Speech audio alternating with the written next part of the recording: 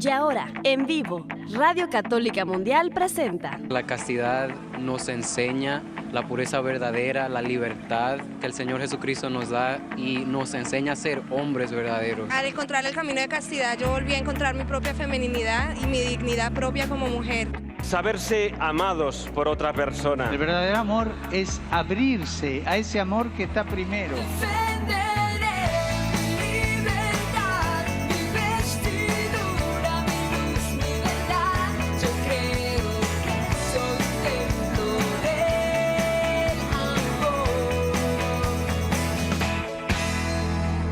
Creciendo en el amor con nuestro hermano Víctor Evans.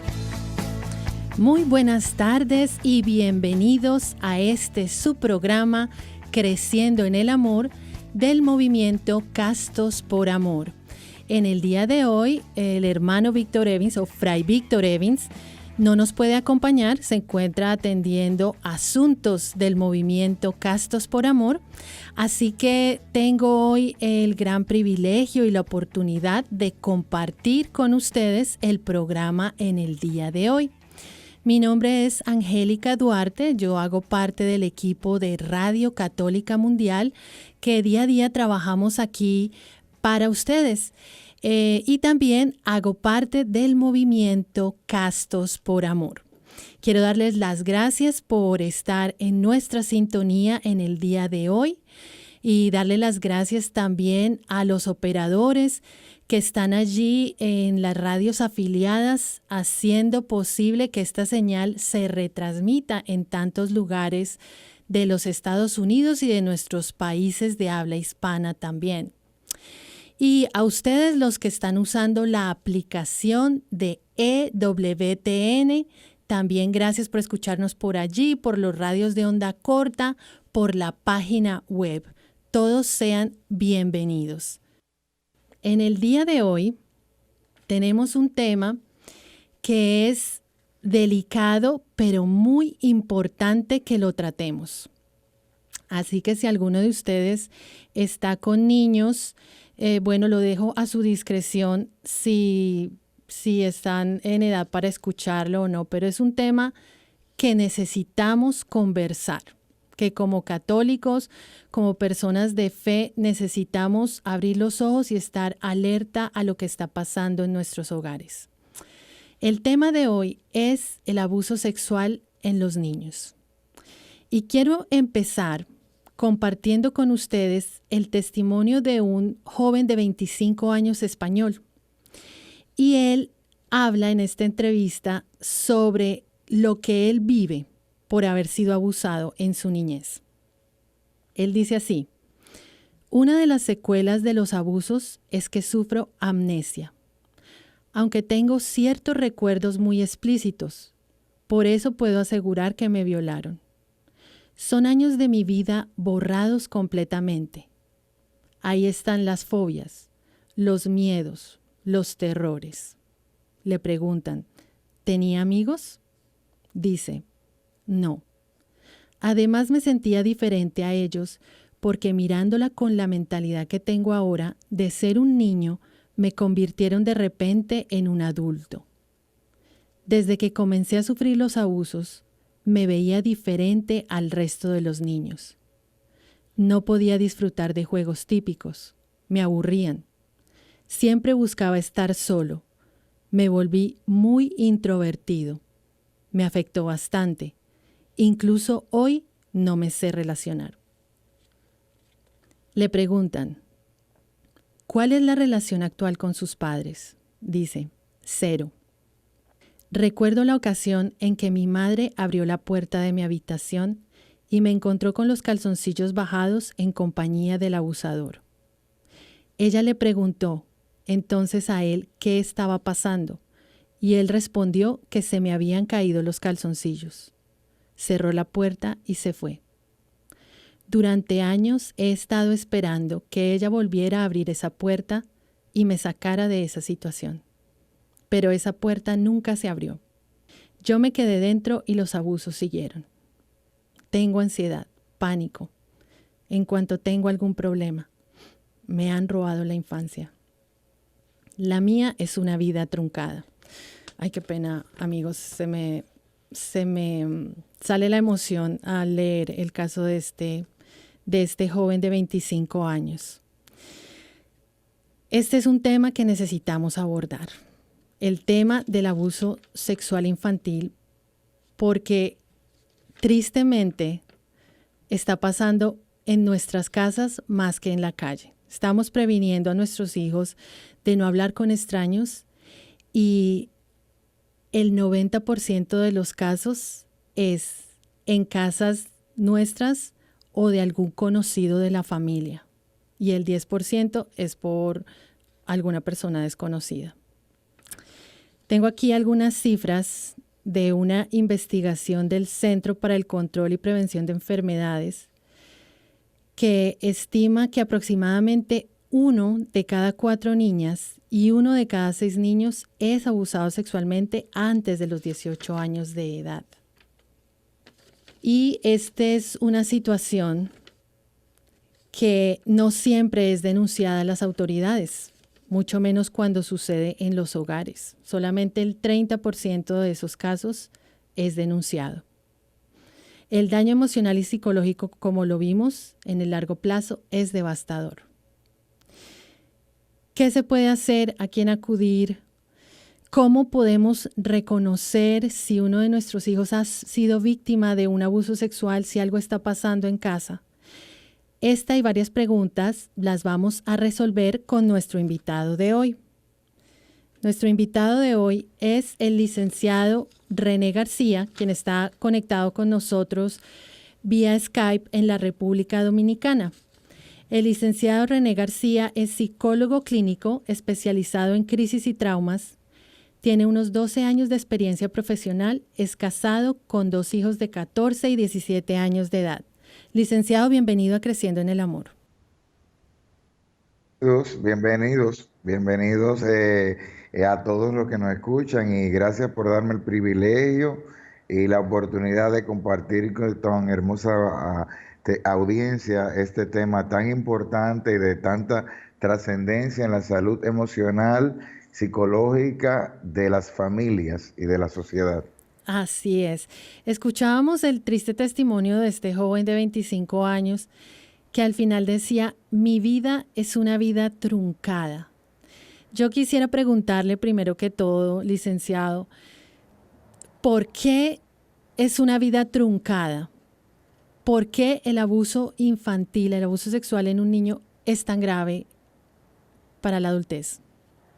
Sí, cuando dice que su vida la siente truncada, efectivamente eso ocurre cuando hay el abuso sexual, que no es más que hacer partícipe a la fuerza o por seducción, por coerción, por intimidación a un niño, un adolescente, por un adulto o un menor con una diferencia de 4 o 5 años, dígase donde haya una relación asimétrica, diferencia de poder entre una parte y otra. ¿Por qué violentan la niñez y la truncan? Porque interrumpen su ciclo del desarrollo. Cuando un niño alguien lo abusa, lo hace entrar y vivir experiencias para que su mente, su cuerpo y sus emociones todavía no están preparados. La sexualidad es la expresión de un desarrollo natural que tiene, que es el culmen de un desarrollo de niñez, preadolescencia, adolescencia y adultez, donde el niño o el adolescente le va poniendo palabras a sus emociones. Y cuando lo entran en una vida adulta, la sexualidad está hecha para personas con madurez, con capacidad emocional y psicológica de experimentarla. Entonces el niño empieza a vivir experiencias físicas, biológicas, sensaciones, emociones, incluidas culpas, remordimientos, sentimientos de complicidad, para emociones que ellos sienten de manera intuitiva que no están correctas, emociones que no pueden explicar. Claro. Y entonces se interrumpe su niñez. Cuando los niños están en la época en que deben de jugar, el adolescente, por ejemplo, que está en una época de soñar y de descubrir su identidad y su yo, cuando no hay un yo adulto ya formado, un yo, pues se maltrata, se rompe el camino que iba llevando ese niño, entonces queda victimizado, queda dañado y siente como que hay un espacio, hay una época de jugar, de encontrarse, de relacionarse que se la quitaron a la fuerza o por intimidación psicológica, emocional o coerción. Y en muchos casos se da amnesia, como el testimonio que contaban, una disociación, cuando hay un dolor muy fuerte o emociones que sobrepasan la capacidad del niño para explicarlo en su maduración, el cerebro recurre a esos instrumentos como de emergencia. Y un dolor muy grande que el niño no puede explicar, entonces se borran informaciones para preservar la integridad del individuo. Claro, qué importante eso que nos comparte. O sea, el niño no está preparado para vivir nada de estas situaciones que se le pueden presentar. Y de hecho es una barbarie. Recordemos que el mismo Papa Francisco dijo que abusar de un menor es como hacer una misa negra, porque estamos supuestos, dice él, a llevar al niño a la santidad y se le está llevando un problema que le va a durar toda la vida.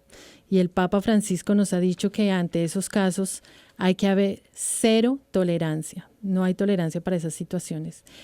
Licenciado, ¿cómo pueden los papás estar alertas si ven qué comportamientos tienen estos niños que han sido abusados sexualmente? Los niños, mientras están en un abuso, porque el abuso puede ser puntual en una o dos ocasiones, pero también puede durar mucho tiempo. Sí. Porque usualmente el abusador, una de las herramientas que tiene es el secreto o la seducción. No siempre es violento. El abuso a veces pensamos que queda a la fuerza, pero también lo seducen porque los niños buscan afecto y más si son a veces figuras del seno familiar o personas conocidas, que hay que resaltar que el abuso se da más entre cercanos. El 80%, 90%, del 80 al 90% se da entre personas cercanas a la familia. Entonces el niño que está en busca de afecto, de aprobación, esas figuras que son validadas por el sistema familiar, pues lo que está buscando es cariño. Entonces, mientras está en secreto, entonces, ¿qué síntomas se dan? Bueno, el niño pueden verse síntomas primero físicos, también se ven síntomas físicos. El niño puede hacer regresiones, de momento ya el niño no mojaba la cama y comienza a mojarla. Sí. Empieza a mojar la cama y a veces se dan pesadillas, problemas del sueño, llantos o emociones repentinas. También otros síntomas pueden ser aislamiento. El niño, cambios bruscos de conducta. Si el niño jugaba y socializaba, el niño ya se aleja. En cualquier celebración de cumpleaños o acto social, el niño busca estar solo. Depresión, también sudoración en las manos, a veces vómitos, diarreas, jaquecas, dolores de cabeza. Y también otras expresiones es el niño empieza a tener conductas adultizadas. Me refiero a conductas adultizadas, por ejemplo, la niña comienza a pintarse como mamá, como una mujer. No ese juego que hacen de manera sana las niñas identificando, sino ya tienen lenguaje a veces más adulto. Ya. O empiezan a tener gestos, ademanes, como si fueran mayores. Los niños también. O comportamientos sexuales también. Comportamientos sexualizados. Porque ya ellos van confundiendo. Y también esos cambios emocionales se dan ira también, frustración, incomodidad, o pelean. Dependiendo del temperamento del niño, tienden a manifestarse más los síntomas agresivos o de frustración o de pataleos.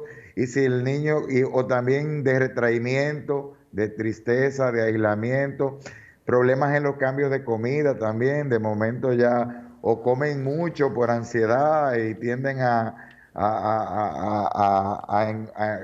engordar, o se alejan de la comida, no quieren comer, o empiezan también a usar frases como a mí nadie me quiere, que nadie me comprende, los niños son malos. Son cambios bruscos en la conducta. Lo importante es ver si el niño siempre ha mojado la cama, no es tan sospechoso, que es lo que se llama una enuresis primaria. Pero si de momento ya no mojaba y vuelve a mojar, ya está haciendo una regresión. Ya entiendo. Esas son diferentes manifestaciones. También sentimientos como de vergüenza o distancia con alguno de los padres o el querer estar solo con cierto familiar, puede ser que pasen esas manifestaciones. Ok, digamos entonces que uno de los padres está alerta y nota una de esas situaciones en los niños, algunas de las que está describiendo, licenciado. ¿Cómo podría hacer ese papá o esa mamá para conversar con el niño y saber si sí sufrió algún abuso sexual? Claro, también el abuso sexual tiene manifestaciones físicas, no solamente aparte de los síntomas, también a veces empiezan a salir irritaciones en sus genitales, alergias, y casi muchos de los abusos sexuales son descubiertos en el pediatra. Ya. En la consulta pediátrica, casi siempre los pediatras ya muy veteranos y muy experimentados saben que a veces hay síntomas o cualquier condición que el padre o la madre llevan al niño o a la niña y creyendo que es cualquier virus o enfermedad y pueden ver alguna alteración o algún morado o una alteración vaginal o genital o en el penecito del niño, en el pene. Y primero los pediatras son grandes aliados de los padres. Oh, ok, importante. Entonces hay unos chequeos Entonces, médicos chequear, mirar su cuerpo, mirar sí, si claro, está todo bien y de pronto una consulta al pediatra. Ok. dar una consulta al pediatra. Sí, también aparte de eso, también hay cambios. Cómo se está comportando el niño en la escuela. Los niños comienzan a tener alteraciones de conducta en la escuela también. Las profesoras del maternal o todo también son aliados. Y cuando me decía cómo se da cuenta, los niños de menos de 4 años todavía tienen mucha fantasía.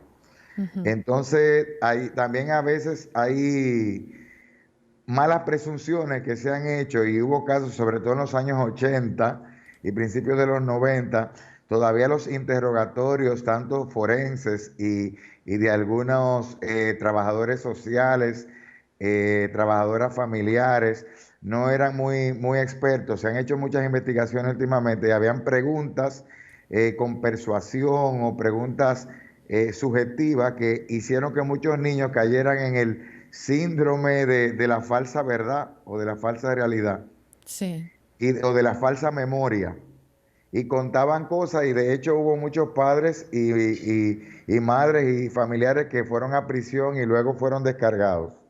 Wow. Entonces, también de los 4 años para abajo, todavía los niños manejan muchas fantasías. Ya a los 4 años, pero aunque tengan esa edad y te revelen algo, siempre hay que creer. Exacto. Siempre hay que creer. Eso era nunca lo que... negar, nunca negar.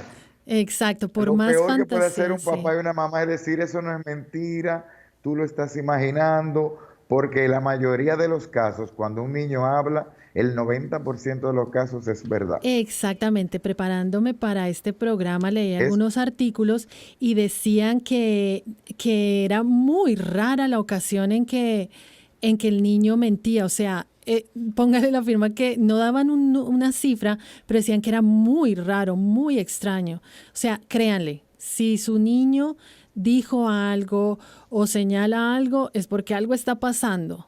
Hay que creerle, Sí. y eso es una conducta que previene que se registre el trauma.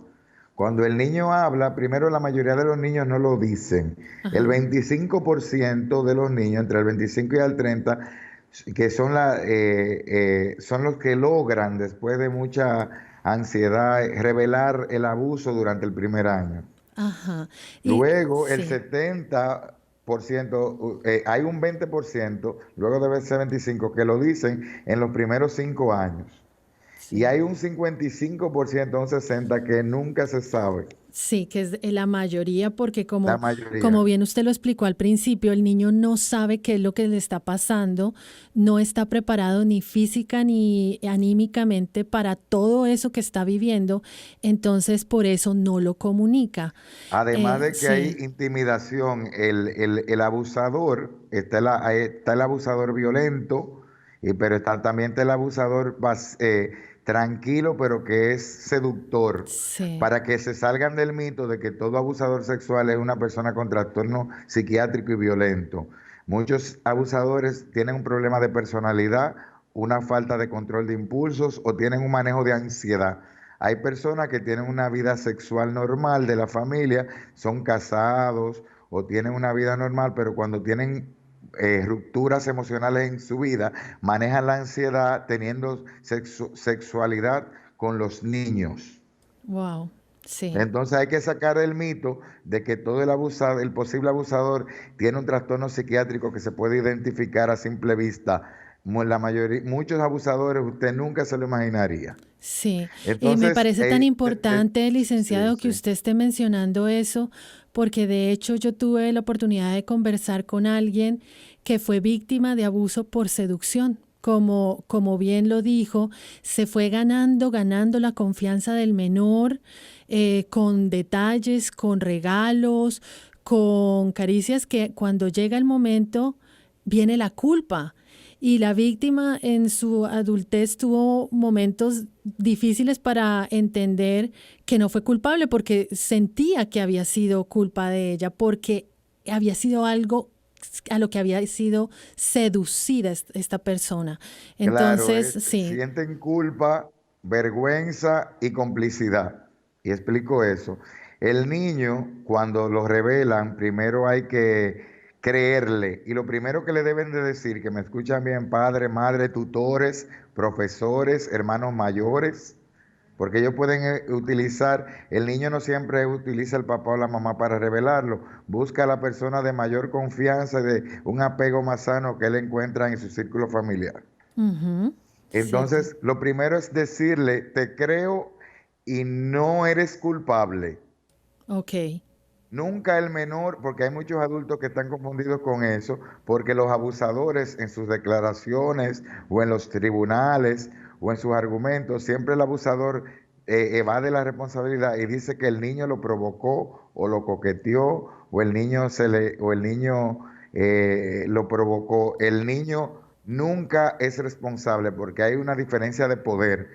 El único responsable en un abuso sexual es el abusador. muy importante, licenciado, muy El importante. niño lo que está buscando Ujú, afecto, si el niño va donde un tío, donde un abuelo, donde un padrino, una madrina, o un padrastro, lo que está buscando es amor filial o amor familiar. Y el afecto, esa figura de afecto que entonces lo sexualizan, entonces lo confunde, porque también el niño tiene experiencias en su cuerpo a nivel fisiológico. Y como el niño puede sentir algún placer a nivel de sus fibras, de su fisiología, entonces el niño confunde si algo le pudo agradar, claro, le agrada a nivel emocional porque me dieron un abrazo previamente, me pasaron la mano por la cabeza, pero después hay algo que él siente que no está bien, entonces él siente una contradicción. Y el abusador normalmente le dice, no se lo digas a nadie, esto es un mm. secreto entre tú y yo, es una forma de cariño, papito o mamita, no tiene que saberlo. Entonces él empieza a manejar un secreto y entra en conflicto de lealtades. Y el Claro. niño cree que es cómplice o le da vergüenza y siente que él tiene la culpa. Sí, sí, sí, sí. Y por eso no lo Licenciado, dice. nos ha dicho cosas tan importantes que quiero enfatizar para que a todos nos quede claro. En una situación de estas, el niño nunca, bajo ninguna circunstancia, es el culpable, porque se está ante una situación de poder, así que la culpa es siempre de la persona mayor, del abusador o la abusadora, según sea el caso. Bueno, también nos dijo que cuando el niño habla, sea la persona que encontró confianza, ya sea mamá o papá, o no siempre mamá o papá, sino la abuelita, el hermano, la persona que sea, le debe creer y apoyar. ¿Qué no se debe hacer? De pronto yo diría, yo creo que esta persona no puede ponerse a hacer muchas preguntas, ¿no? ¿Qué no debe hacer esta persona que el niño le está hablando? Sí, primero, a veces la persona, quiero decir, lo ideal es no sobrereaccionar, ni oír la información con violencia, ni con sorpresa, ni con Con morbo, exabruptos, con porque algo, entonces sí, el niño escándalo, no siente tampoco. que confesó algo y que él funciona mal. Ujú. Lo primero es darle las gracias por habérmelo contado. Ok, Gracias por contármelo. Debe haber sido muy duro para ti. Eres muy valiente en decírmelo. Todo va a estar bien.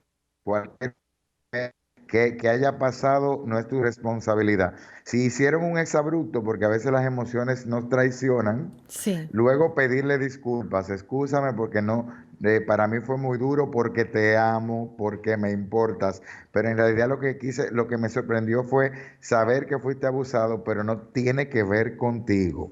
Ujú, ujú. Me alegra que me lo hayas dicho. Siempre se le dice eso. No se debe interrogarlo ni acosarlo como dudando de lo que dijo. Y Ya. también si es una persona muy cercana, una mamá sabe que un padrastro o alguien, la primera acción hay que quitarlo de manera contingente. El abusado se retira de la cercanía del abusador. Excelente, sí, claro. Lo Para primero es proveerle, protegerlo. proteger al niño, exacto, ok. Ujú. Y Y, sí, siga, ujú. licenciado, siga. Y me decías anteriormente qué hacer. Te decía que de 4 años ya a los 4 años los niños saben diferenciar fantasía de realidad.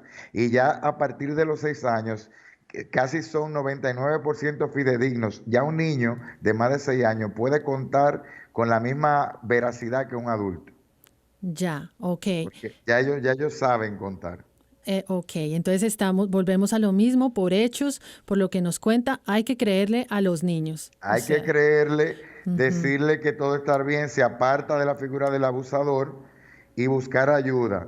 ok. Buscar ayuda. Si es un familiar, a veces las madres callan. Los traumas se registran mucho cuando lo peor que puede pasarle a un niño es que la madre no le crea. Ujú, Si la exacto. madre no le cree o no le quiere creer, porque a veces la madre lo sabe, pero está en una segunda relación o una familia reconstituida, tiene miedo del padrastro o el padrastro de la madrastra, o hay dependencia económica, porque hay factores también socioeconómicos que Sí. hacen la familia vulnerable. Entonces, si no lo cree, no lo quiere creer, cualquier familiar que se dé cuenta del abuso tiene la obligación de hablar con las autoridades. Nosotros pecamos mucho de complicidad. Ujú. En cualquier familiar, si la mamá que sepa de un abuso en la familia, de un menor, si el papá o la mamá y hay secreto, está en el deber ciudadano, el deber familiar de denunciar a las autoridades competentes y a todos los organismos, según cada país, de protección de la niñez. Así es, muy importante. Y les quiero dar un teléfono 1-800 aquí en los Estados Unidos, en donde les van a dar la información según el estado en el que se encuentren, porque ya saben que acá en los Estados Unidos, dependiendo en donde sea su locación, los procedimientos son diferentes. Así que la línea nacional es 1-800-422-4453. Repito, 1-800-422-4453. Bueno, estamos conversando con el licenciado René García y vamos a ir a un corte. Así que en este momento los invito a que hagan sus llamadas con sus preguntas o comentarios al 1-866-398-6377. 1-866-398-6377. Ya regresamos aquí en Creciendo en el Amor. No se vayan.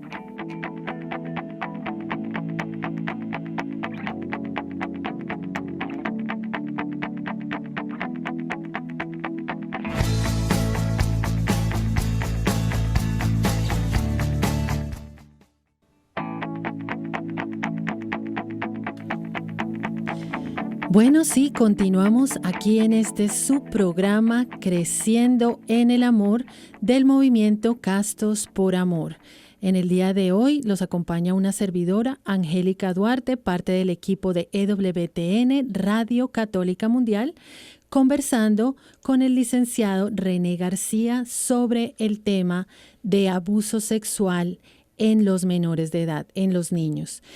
Les tengo otras estadísticas. Se estima que un 60% de los perpetuadores del abuso sexual son personas conocidas por los niños, pero no familiares, es decir, amigos de familia, niñeras, proveedores de cuidado, vecinos. Y el 30% de los perpetuadores del abuso sexual son miembros de la familia.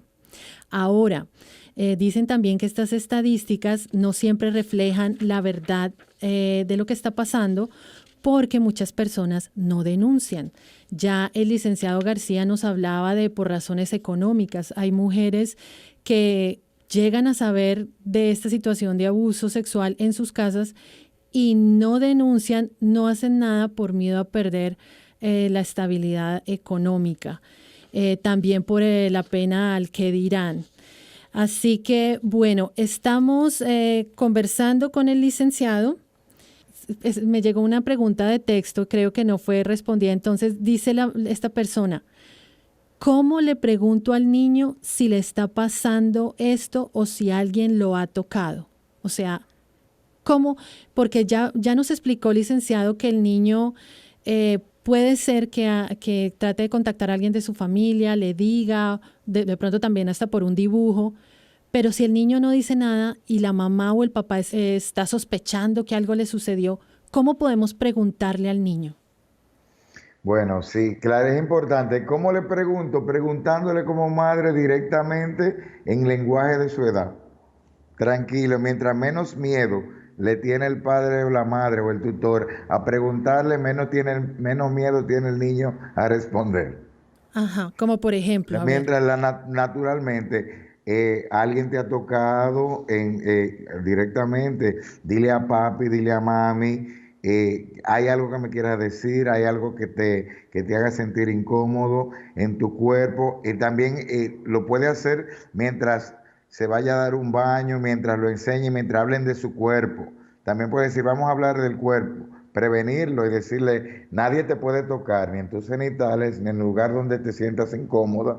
Ninguna caricia que te haga sentir incómoda, se lo dices a papi. Pero también le puede preguntar, ¿alguien te ha tocado? Y no decirle que tengas cuidado de desconocidos, porque eso es un error. Alguien conocido y decirle también, nadie, solamente tu mami o tu papi, pero en caso de que si la madre sospecha del padre, también puede preguntar, pero en su lenguaje de niño, sin ansiedad. ¿Te ha pasado algo en tu cuerpo? ¿Alguien te ha tocado? ¿Te ha dado un beso que tú me quieras comentar? Pero tranquila, lo importante es cuando se le hable al niño, mirándole a los ojos, agarrándole las manos, pasándole la mano por la cabeza, con cariño y ternura, el niño habla mucho más fácil. Ok, buenísimo. Entonces, la calma. Con naturalidad. Con naturalidad y calma. Yo le diría a la madre que es mejor preguntar y luego aclarar que no preguntar, porque la ansiedad de la madre termina siendo, o del padre, el no saber termina siendo más contraproducente para el niño, porque entonces la madre va a estar hipervigilante con situaciones de sobreactuando y eso es más dañino. Pregunta y si no pasó nada, no pasó nada. Y si algo pasó, aunque el niño no te conteste, las madres tienen un sexto sentido y el padre involucrado con sus hijos, también con lo que el niño no te dice, o si baja la mirada, si se queda callado, si cruza los brazos, también te está diciendo. El niño responde con lo que calla también. Buenísimo. Ok, gracias, licenciado. Vamos a pasar ahora con una llamada anónima. Anónima, gracias por llamar a Creciendo en el Amor. Estás al aire. Buenas tardes, Angélica. Buenas tardes. Cuéntame. Bueno, yo estoy llamando para dar un testimonio acerca de un caso que tuve con mis hijas y el padre de ellas. Sí, adelante. Ellas sufrieron abuso de parte de él, pero como estaba diciendo la persona que estaba ahí hablando, los niños les da miedo decirlo. Me enteré después de mucho tiempo y por una situación que no tenía nada que ver con eso, pero me enteré. ¿Y qué fue lo que yo hice en ese momento? Yo le creí a mis hijas. Sí. Yo en ningún momento dudé que ellas estaban diciendo, porque era muy muy difícil pensar que las dos estuvieran de acuerdo para decir una cosa de estas. Entonces lo primero que yo hice fue confiar en mis hijas y ser madre antes de mujer.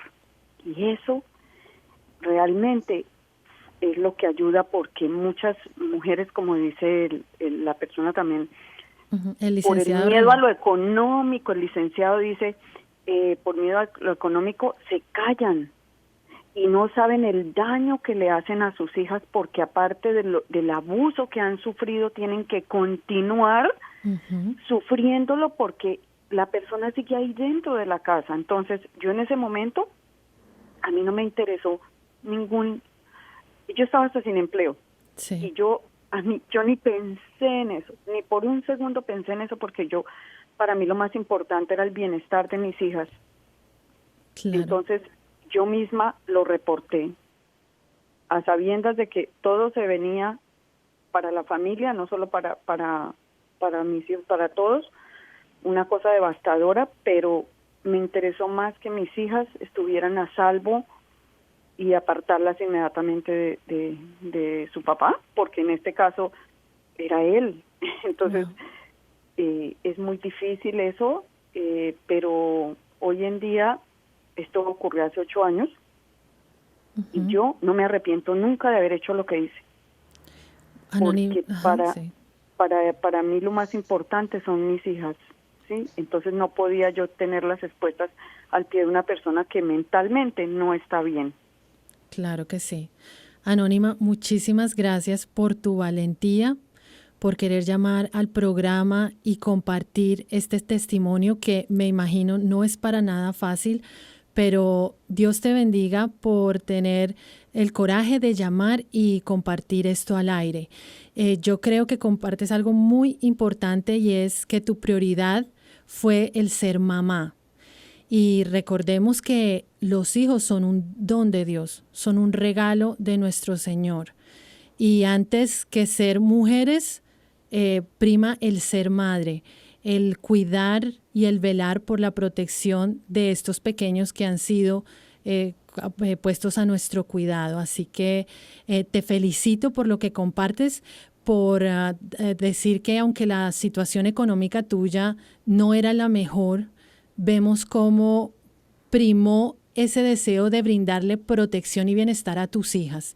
Y yo estoy segura que el Señor te compensó y te va a seguir proveyendo para tus situaciones, porque recordemos que Jesús nos dice, la verdad nos hará libres.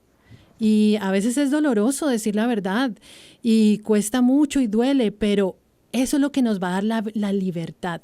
¿Qué vamos a decirle a Dios nuestro Señor cuando nos los encontremos y pregunte, ¿por qué no hiciste nada por estas pequeñas? No, porque es que no tenía empleo. No, porque no quería perder mis papeles. No, hermanos, lo más importante es nuestra alma y el alma de esos pequeños que están a nuestro cuidado. Así que nuevamente, Anónima, Dios te bendiga. Gracias por compartir tu testimonio. Licenciado García, comentarios. Sí, primero felicitarla, definitivamente es muy valiente. A las madres que estén viviendo esto, o el padre, y lo estén guardando en secreto, porque a veces hay muchos estigmas, mucho tabú social, mucho miedo en lo que estén viviendo. Lo primero es confesarlo. Quiero agregar que a veces los abusadores, cuando las madres descubren al padre o viceversa, el abusador casi tiende a ser manipulador. Y hay padres que dicen, porque tú no me atendías o teníamos problemas sexuales tú y yo, pues me tuve que refugiar en mi hija. Y le generan culpa al otro padre. ¿Qué tú hiciste? ¿Qué no hiciste tú como madre que me llevó a mí a eso? Primero, no aceptarlo. Eso es manipulación. Ningún problema de pareja justifica el incesto ni un abuso sexual de un miembro de la familia. Ajá, así Lo es. otro es recordar que cuando ella confiesa y les cree, ya le está el mensaje emocional y psicológico que reciben las hijas es: mi mamá me cree, hay esperanza. El 30% de los niños que han sido abusados no terminan en problemas psiquiátricos. El 30%, pero sí todos los que tienen abuso tienen problemas relacionales en mayor o menor grado que tienen que ir sanando.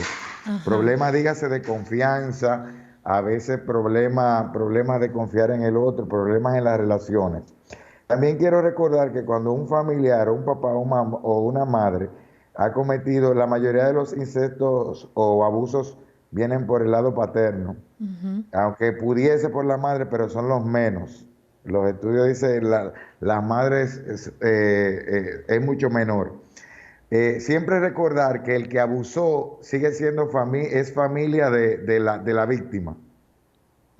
Entonces, lo que se hace es, además de que se defiende, se cree, se agotan los procesos legales de cuidado, después que el niño o la niña es protegido. Si la persona confiesa y llega a pedir perdón, es ideal que el abusador, si es del círculo familiar, lo confiesa y pide perdón. Eso es sumamente terapéutico para la víctima. Oh, ya, qué importante. Y hay que permitirle, claro, que siempre con la orientación del consejero, del trabajador familiar o del psicólogo, dependiendo cada caso. Pero a veces hay casos en que se llega hasta incluir al abusador en el proceso terapéutico, donde ya pide perdón y quiere reparar y se entiende, porque hay que explicarle a un niño que pueda estar escuchando, un adolescente o alguien que lo tenga, que el familiar que abuse, el abusador, es un enfermo, tiene una enfermedad. Definitivamente. Es un enfermo. Tu papá o tu mamá o tu tío te hizo eso porque está enfermo. Ajá. Sigue siendo tu papá. Tu papá te ama de manera desorganizada, te ama de manera disfuncional. Muchos de los que fueron abusadores fueron abusados o vivieron situaciones traumáticas o no tuvieron carencias emocionales o de afecto en su infancia, o experimentaron abandono o cualquier cosa. Entonces, entenderlo, porque dicen las estadísticas, y lo he vivido yo en procesos terapéuticos con niñas y niñas abandonadas, que los niños tienen una necesidad de reparar y de perdonar consciente e inconscientemente a la figura paterna o materna que les falló. Ya, muy importante. Entonces uno le dice: tu madre estaba rota, estaba enferma, por eso te hizo eso, pero tú no le culpas la madre. De hecho, ellos hasta lo defienden, y en la fantasía, aunque el niño se cuida, hay que apartarlo del abuso, pero en la fantasía los niños dibujan a su papá redimido y a su mamá y a su familiar. Ya, wow, qué importante considerar eso. Bueno, licenciado, le voy a leer un texto que acabo de recibir. Dice: soy una abuela de un adolescente que fue tocado por su padrastro. Me lo confesó y yo podía ver su cambio. No comía bien lo que antes él comía. No se lo ha comunicado a su mamá. Lo voy a hacer, pero no sé cómo. Voy a acusar al hombre con la policía, pero pienso que necesito primero convencer a mi nieto. Yo sí le creo. A ver, ¿qué le podemos recomendar a esta abuela, licenciado?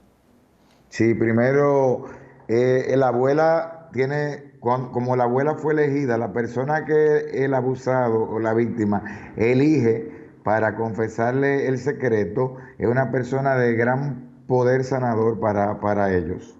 Por eso lo eligen. Ok, importante. Entonces, primero, ella tiene un vínculo especial, siente un vínculo especial con ella, y por eso se lo confesó. Darle las gracias por confesarlo, que lo va a defender, y si es menor, decirle que le autorice, que le agradece su confianza, que se lo tiene, que su madre, por ser su madre, merece saberlo, que no quiere traicionar la confianza, pero para su mami será importante saberlo. Hay que hacer parte de la madre. Ajá, una pregunta ahí.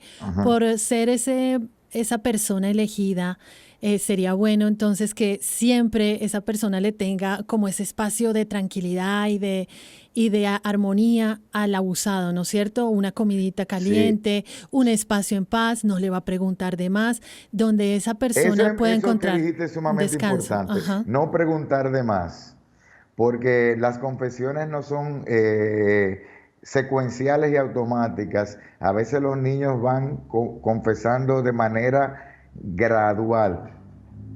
Ya. Porque son temas que le causan dolor. Claro. Entonces hay frases muy terapéuticas como gracias por decírmelo, cuéntame hasta lo que tú quieres, quieres seguir hablando de esto. Hay un momento inclusive que en la terapia que el niño ya no quiere hablar más y hay que permitirle que se calle un momento. Ajá. Y la mayoría de las terapias que se dan son simbólicas, con dibujos, cuentos, narraciones. Y los niños van sanando y los adolescentes con el lenguaje simbólico, con el juego, con las historias. Y ellos van poco a poco elaborando su dolor. Sí. Entonces hay que primero agradecerles, sí, hacerle parte y decirle esta frase. Ha sido muy valiente en decírmelo. Hay otros niños que han pasado o adolescentes que han pasado por esto mismo y han logrado salir. Tenemos la confianza de que tú seas uno de esos. El solo hecho de decírmelo ya te hace valiente. Tú estás en un porcentaje especial. No todos lo logran decir. Cuando tú lo dices, ya tú estás salvando a otros niños. Claro que porque sí. Porque si el abusador ya es denunciado, ya tú estás evitando. ¿Y qué vamos a hacer con ese dolor? Luego que el niño se le cree y se le trabaja y se le da asistencia emocional, entonces al niño primero se aparta de la zona de peligro, se trabaja emocionalmente y luego se le ayuda a restablecer la confianza en las relaciones cercanas, a volver a creer. Sí, licenciado. Pero la abuela pregunta, entonces, ¿cómo puede ella hablar con la mamá? Se me ocurre en este momento, ¿cree usted recomendable que de pronto la abuelita se ofrezca para estar presente cuando él habla con la mamá y escoger un momento para hablar los tres? ¿O es recomendable que la abuelita sea la que habla con la mamá o solo que el muchacho hable con su madre? ¿Qué recomendaría usted? Claro, hay diferentes, cada niño es especial, pero sí ayuda mucho decirle, yo quiero decirle a tu madre, tú quieres que te acompañe. Si el niño junto con la abuela tiene valor de decírselo, todavía es mucho mejor. Con la figura al lado, cuéntalo y decirle al niño que lo va a acompañar para que él lo confiese. Si él no quiere volver a tocar el tema, pues se le pide ese permiso y se acompaña, y ella lo dice en su presencia. Ah, sí. Lo puede decir en su presencia. Okay. Porque ella, la verdad, como mencionabas algo muy hace un rato, que la verdad hace libre, eso funciona a nivel emocional. La verdad, y cuando se dicen las cosas y se le da la cara, el niño va desestigmatizando y perdiendo el miedo, la ansiedad, y el tabú se va rompiendo. Y ya pasa de ser un tema mío del niño a ser un tema de nosotros, de la familia. Se siente acompañado, se siente creído. Ajá. Yo quiero resaltar lo que usted dijo sobre la denuncia, que es muy importante denunciar porque se está evitando el abuso de otros menores. Entonces yo quiero que eso también le quede en la mente a aquellos que nos están escuchando, de que al denunciar ustedes están haciéndole un favor no solo a sus familiares, sino a otros niños. Porque, a sus familiares, perdón, y al abusador. De paso, claro que sí. Porque hay una falsa compasión. El abusador necesita ayuda. Nadie mejora siguiendo un ciclo de abuso. Entonces, se ayuda a la víctima a no ser revictimizada, para que no lo sigan abusando. Se evita que se abusen a otros niños y se le da la oportunidad al abusador también de reparar su culpa en los sistemas legales y en los sistemas de ayuda emocional, para que pueda vivir una vida, salir de ese trastorno que tiene el abusador. Nuevamente, por eso quiero repetir el teléfono que tengo aquí en los Estados Unidos para aquellos que quieran hacer una denuncia y buscar ayuda también para sus niños, ayuda psicológica. Es 1-800-422-4453. 1-800-422-4453. También hay ayuda en español ahí mismo. Pueden también acceder a Catholic Family Services, servicios católicos de la familia, que allí le dan ayuda psicológica a los familiares de la víctima. Nos quedan apenas 2 minutos, licenciado. Un comentario final para aquellas víctimas de abuso sexual que están en la adultez. ¿Qué les quiere decir? Sí, la víctima de abuso sexual, el abuso sexual en la infancia no confesado deja secuelas en la adultez. Confesarlo, cuando el adulto que fue abusado confiesa, está sanando ese niño interior que tienen dentro, que se interrumpió un curso de maduración en un momento de su vida. Nunca es tarde para confesarlo. Otra cosa que quiero dejar bien dicho claro, aclarar que abuso sexual no solamente es contacto físico, penetración, todo abuso sexual es también exposición de un menor a material pornográfico, a presenciar escenas, a ser parte de, sin haber tocado a un niño, también se puede cometer abuso sexual, con penetración o sin penetración, con caricias o sin caricias. Ajá. Y que un abusador sexual puede ser un adulto frente a un niño o un menor de edad que le lleve entre 4 y 5 años a otro menor, también es abuso sexual. Muchísimas gracias, licenciado René García, desde la República Dominicana. Para aquellos que quieran su información, por favor envíenos su email a creciendo@castosporamor.org, creciendo@castosporamor.org. Agradecemos su sintonía. Y pueden volver a escuchar este programa accediendo a la aplicación de EWTN en audio a la carta en Creciendo en el Amor. Gracias, con los ojos abiertos, protegiendo nuestra niñez, y que Dios los bendiga.